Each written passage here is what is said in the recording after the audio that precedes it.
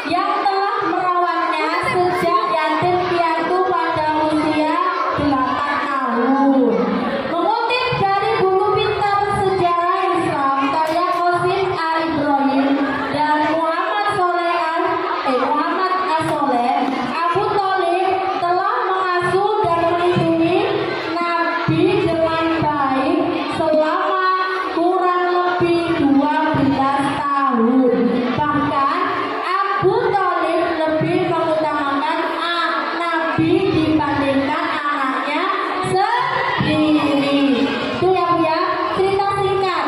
Ya, gimana cara mengenalnya? Ya seperti ini. Ya, cara mengenalnya seperti ini, mengenal Rasulullah seperti ini. Mencari tahu, gimana kepo, kita harus kepo. Ya, sini dulu ya Bu ya.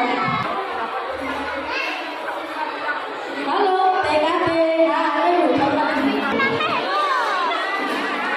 tadi sudah warna kuning ya Bu ya. Sekarang sangat menjawab apa itu pilih lagi. Bertanya atau menjawab. Ini loh, kok diambil. Kok harus bertanya? Apa sih? Oh jawab, bener nih.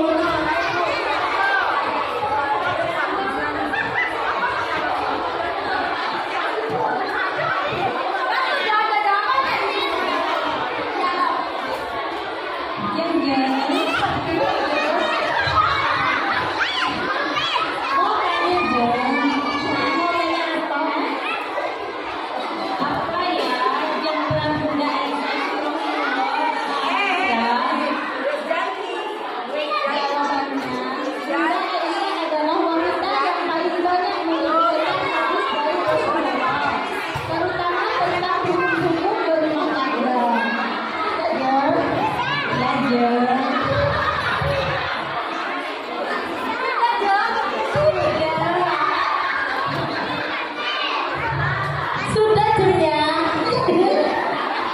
Ya Bu ya, tadi kita mengenal mama Nabi Muhammad. Sekarang kita mengenal siapa Bu, istrinya Nabi Muhammad yang bernama siapa? Siti Aisyah.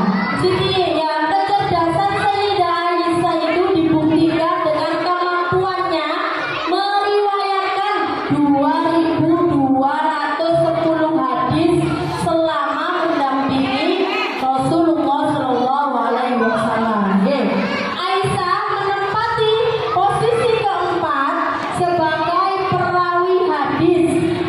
Yang terbanyak itu ada Abu Hurairah ya Bu ya. Abu Hurairah itu 5.374 hadis.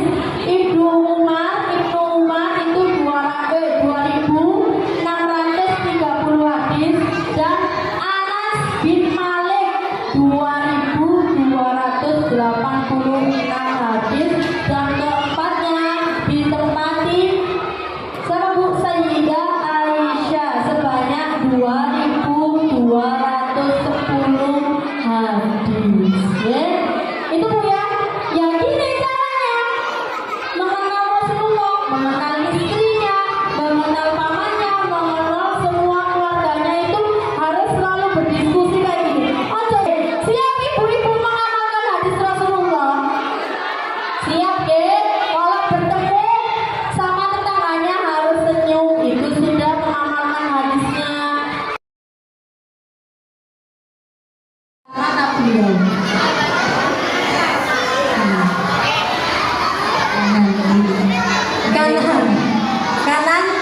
Kanan atau kiri?